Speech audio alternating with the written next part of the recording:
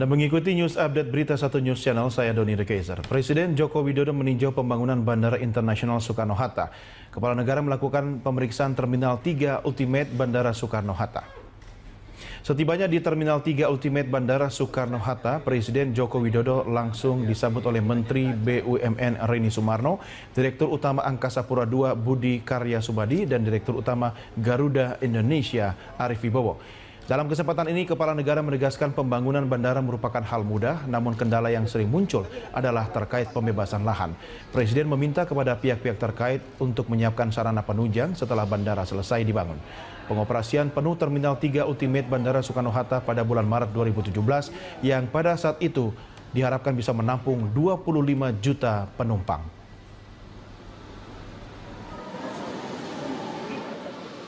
Ya memang dari sisi kapasitas memang Bandara Soekarno-Hatta ini kurang, sangat kurang. Ini pun kalau sudah jadi, saya tadi sudah langsung perintah ke Bu Menteri, harus sudah memikirkan lagi membangun selanjutnya. Udah ada 1, udah ada 2, udah ada apa? Yang ini ke 3.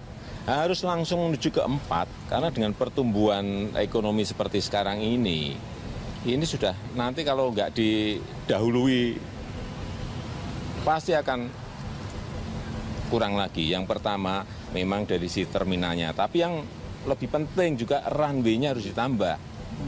Sekarang ini mau naik ngantri, 5, 6, 7 pesawat ngantri, nggak bisa. Memang nantinya ya, ini dalam proses juga diberi cross taxiway. Ya. Itu lebih menaikkan kapasitas, tapi yang paling penting ya tambah runway. Runway-nya sekarang ada 1, ada 2. Saya tadi sudah tanyakan di Rut Angkasa Pura 2, tambah lagi ke sebelah. Dan ini sudah proses untuk sosialisasi untuk pembebasan. Kita harapkan juga ada tambahan itu.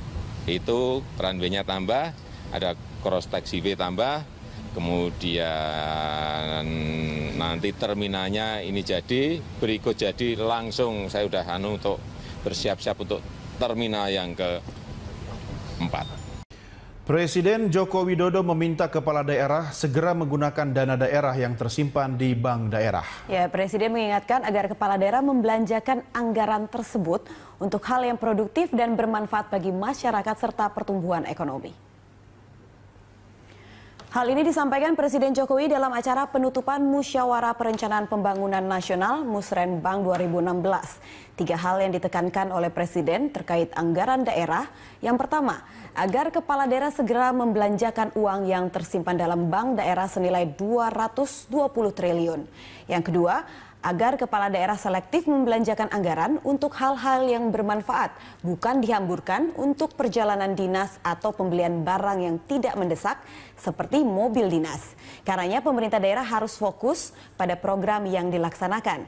Dan yang ketiga, provinsi, kabupaten, dan juga kota harus memiliki branding atau ciri khas yang menjadi kekhasan daerah masing-masing.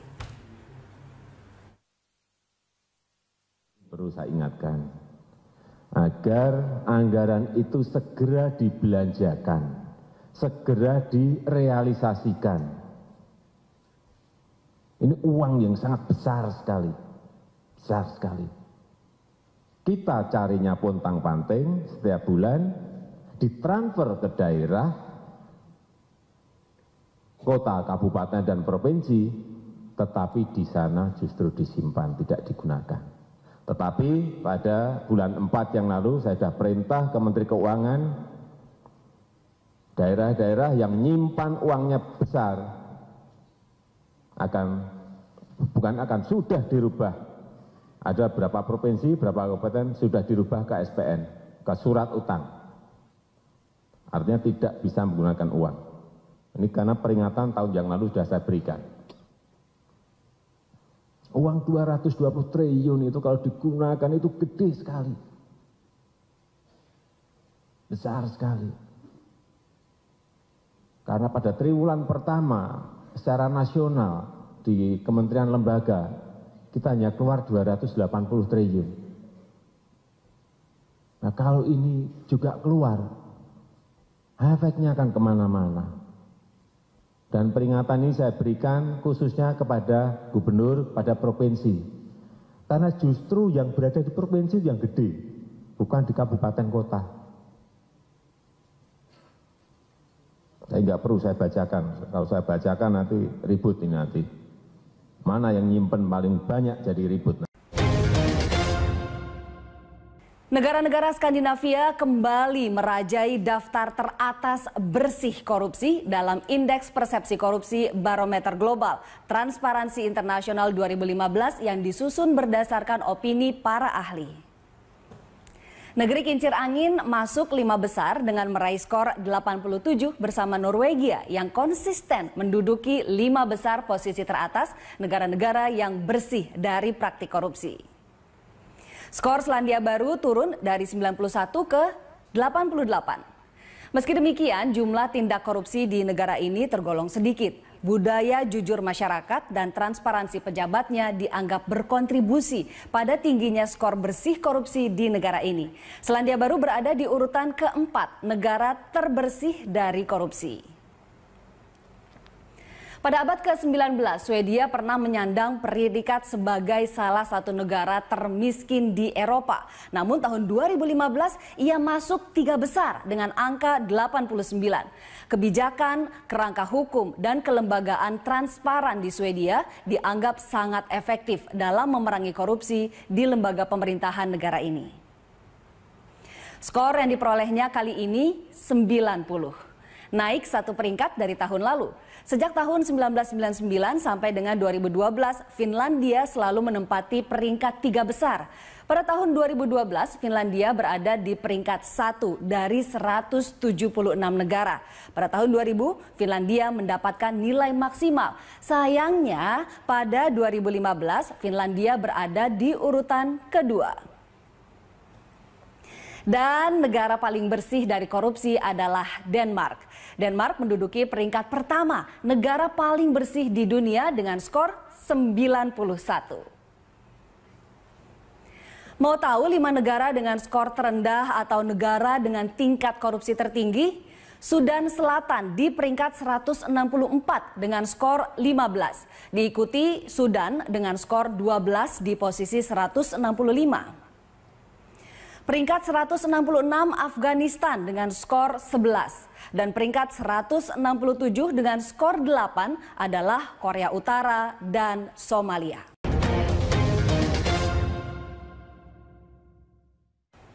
Meski pemberantasan korupsi terus meningkat, namun tidak membuat jera para koruptor. Penyebabnya terlalu ringan vonis terhadap koruptor. Apalagi kini sedang diwacanakan untuk pemberian remisi kepada para koruptor.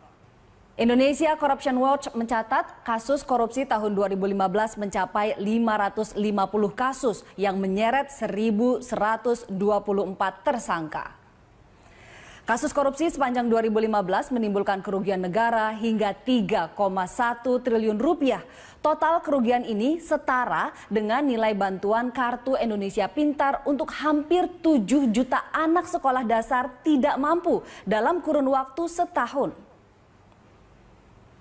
Tren korupsi tahun 2015 sedikit menurun dibanding tahun sebelumnya. Tahun 2014 total kasus korupsi berjumlah 629 kasus. Kerugian mencapai 5,29 triliun rupiah, melibatkan 1.328 orang tersangka.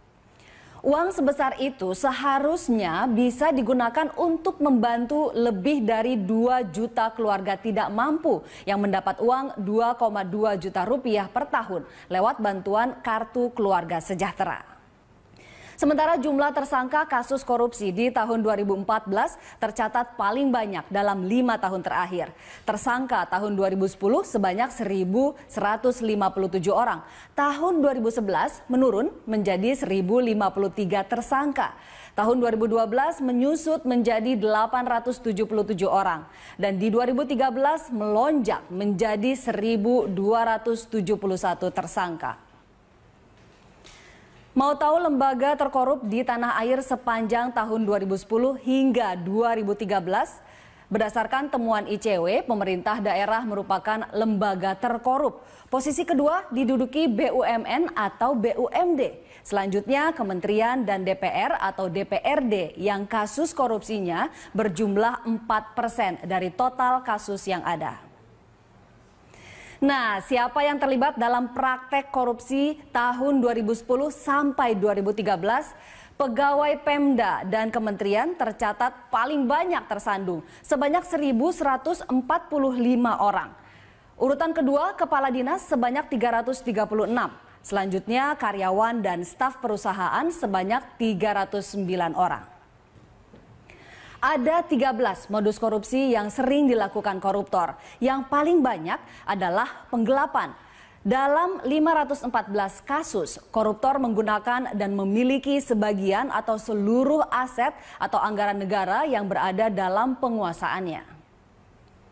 Modus kedua sebanyak 399 kasus adalah markup atau penggelembungan harga barang atau jasa di atas harga wajar atau pasar. Sebanyak 229 kasus adalah penyalahgunaan anggaran, yaitu anggaran digunakan tidak sesuai peruntukannya. Modus keempat adalah laporan fiktif, sebanyak 139 kasus. Modus korupsi yang lainnya adalah suap gratifikasi, proyek fiktif, penyalahgunaan wewenang, penyunatan, markdown, pemerasan, pencucian uang, dan anggaran ganda. Hai pemirsa, apa kabar Anda hari ini? Anda sedang menyaksikan Fakta Data, program yang mengupas beragam tren dan fenomena berdasarkan fakta dan juga data. Bersama saya Ani Rahmi, inilah Fakta Data. Indonesia menunjukkan prestasi dalam pemberantasan korupsi. Namun sayangnya terhambat masih tingginya korupsi di sektor penegakan hukum dan politik. Tahun 2015 Indonesia merupakan satu-satunya negara di ASEAN yang mengalami kenaikan kembar, naik skor dan naik peringkat. Ini mengindikasikan progres pemberantasan korupsi di Indonesia meskipun pelan. Corruption Perception Index atau Indeks Persepsi Korupsi merupakan indeks komposit yang mengukur persepsi pelaku usaha dan juga pakar terhadap korupsi di sektor publik, yaitu korupsi yang dilakukan pegawai negeri, penyelenggara negara, dan politisi. Skor Indeks Persepsi Korupsi berada pada rentang 0 sampai 100. 0 berarti negara dipersepsikan sangat korup, sementara skor 100 berarti dipersepsikan sangat bersih. Perbaikan dalam tata kelola pelayanan publik hanya mampu menaikkan skor Indonesia menjadi 36. Skor Indonesia secara pelan naik 2 poin dan naik cukup tinggi, yaitu 19 peringkat dari tahun sebelumnya. Tahun 2015 menempati urutan 88 dari 168 negara yang diukur. Kenaikan peringkat Indonesia sayangnya belum bisa menandingi skor dan peringkat Malaysia dengan skor 50 dan Singapura dengan skor 85 dan sedikit di bawah Thailand dengan skor 38. Namun Indonesia lebih baik dari Filipina dengan skor 35, Vietnam dengan skor 31 dan jauh di atas Myanmar dengan skor 22. Survei Indeks Persepsi Korupsi tahun 2015 menunjukkan 6 sektor yang memiliki kerentanan dan kerawanan suap paling tinggi. Ke-6 sektor tersebut adalah konstruksi, pertambangan, migas, industri, perdagangan, dan kehutanan. Berbagai skandal korupsi besar seringkali memiliki benang merah. Para pelakunya memanfaatkan jaringan kompleks perusahaan, perwalian, dan badan hukum lainnya yang bersifat anonim dan berlokasi di berbagai wilayah yurisdiksi yang berbeda. Hal ini sebagai sarana untuk memindahkan dan menyembunyikan dana gelap. Di tingkat global, kasus pencurian dan pencucian aset telah mencapai skala raksasa.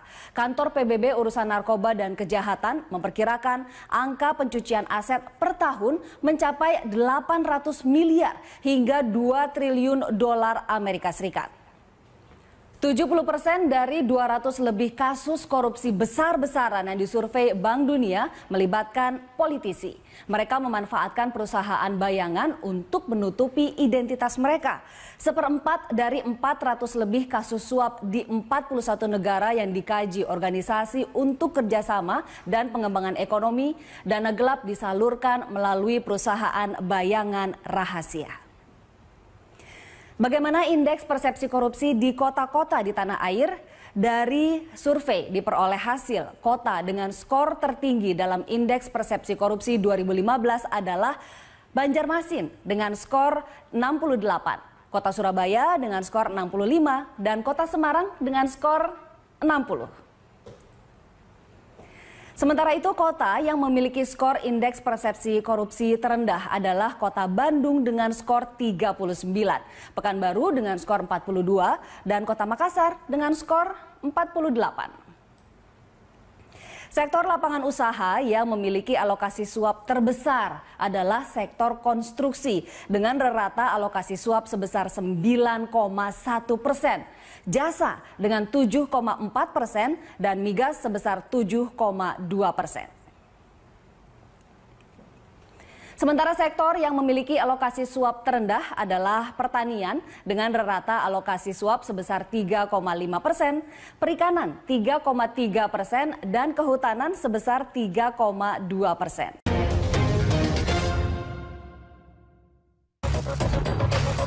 Skandal suap reklamasi Jakarta terbongkar pasca tertangkapnya Ketua Komisi D DPRD DKI Jakarta M. Sanusi oleh tim pemburu KPK. Sanusi yang notabene Ketua Komisi D DPRD DKI terjaring operasi tangkap tangan di Mall FX Sudirman, Jakarta Selatan. Ia diduga menerima uang suap terkait raperda reklamasi Teluk Jakarta. KPK menemukan barang bukti uang sebanyak 1,14 miliar rupiah dan 8.000 dolar Amerika. Uang suap tersebut berasal dari PT Agung Podomoro Land. KPK pun bergerak cepat menangkap karyawan PT Agung Podomoro Land Trinanda Prihantoro di kantornya di Jakarta Barat. Presiden Direktur PT Agung Podomoro Land Arisman Wijaya menyerahkan diri ke KPK. Setelah diperiksa secara maraton, KPK menetapkan Sanusi, Trinanda Prihantoro, dan Arisman Wijaya dijerat sebagai tersangka. Dari penyidikan terungkap penyerahan uang suap raperda reklamasi Teluk Jakarta berlangsung 2 kali. Penyerahan uang pertama sebesar 1 miliar rupiah diberikan kepada M. Sanusi pada 28 Maret 2016. 2 hari berselang, Sanusi kembali menerima uang dengan jumlah yang sama, 1 miliar rupiah. Jadi total 2 miliar rupiah untuk suap raperda reklamasi Teluk Jakarta. Inilah pulau hasil reklamasi di Teluk Jakarta. Sesuai keputusan Gubernur DKI Jakarta, ada 4 pulau yang telah mengantongi izin pembangunan pulau, yakni Pulau F, Pulau G, Pulau I, dan Pulau K. Pulau F dibangun PT Jakarta Propertindo, Pulau G digarap PT Muara Wisesa Samudra, Pulau I dibangun oleh PT Jaladri Kartika Eka Paksi, sedangkan PT Pembangunan Jaya Ancol menggarap Pulau K.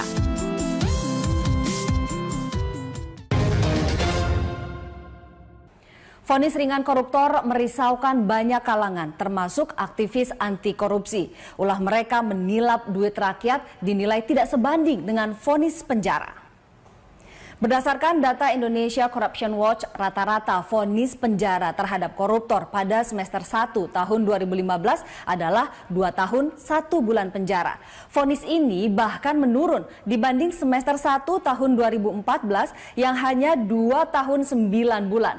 Dan semester 1 tahun 2013 rata-rata 2 tahun 6 bulan.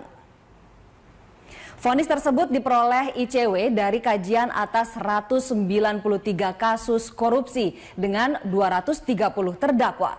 Dari Pengadilan Tipikor, banding di Pengadilan Tinggi sampai dengan kasasi dan peninjauan kembali di Mahkamah Agung. Namun ada berapa koruptor yang dihukum berat di Pengadilan Tipikor hingga tingkat kasasi. Mantan Bupati Klungkung Denpasar, Iwayan Chandra diganjar penjara 12 tahun dalam kasus korupsi dana pembangunan dermaga. Vonis berat lainnya dijatuhkan pada Direktur Utama PT Sanjiko Abadi, Asep Aan Priyandi, terlibat kasus korupsi dana pengadaan alat kesehatan. Asep dihukum 12 tahun penjara. Direktur PT Mapna Indonesia Muhammad Bahalwan divonis 11 tahun penjara dalam kasus korupsi perusahaan listrik negara. Berikutnya politisi Partai Demokrat Anas Urbaningrum. Anas divonis 14 tahun penjara dalam kasus korupsi dan pencucian uang proyek Hambalang. Mantan Presiden Partai Keadilan Sejahtera Lutfi Hasan Ishak diganjar penjara 18 tahun dan hak politiknya dicabut. Dia terlibat kasus pengaturan kuota impor daging di Kementerian Pertanian dalam kasus pencucian uang. Angelina Sondah, mantan Bendahara Umum Partai Demokrat, divonis 12 tahun penjara. Enji dinyatakan terlibat kasus korupsi di Kemendiknas dan proyek Hambalang. Mantan Ketua Mahkamah Konstitusi Akil Mokhtar dihukum penjara seumur hidup. Akil terlibat dalam kasus korupsi sengketa pilkada di MK dan pencucian uang. Sampai di sini fakta data. Saya Ani Rahmi pamit, sampai jumpa.